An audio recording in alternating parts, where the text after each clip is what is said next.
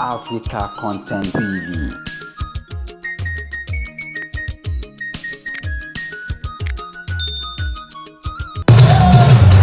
Tinubu Shettima, 2023, sọ́wọ́ olúbọ̀ sẹ́kọ́ńtà nípa ìbò tí wọ́n ta lọ́jọ́ pẹ́wàásì.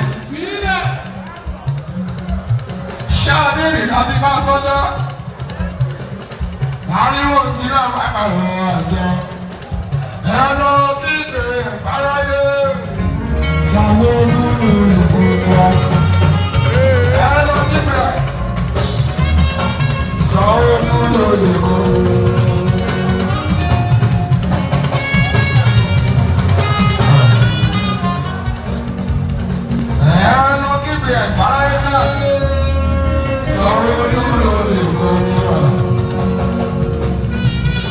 Iṣẹ́ tó ti ṣe bọ́ tẹ́lẹ̀ o, ẹ jẹ́ kó parí kókó tán.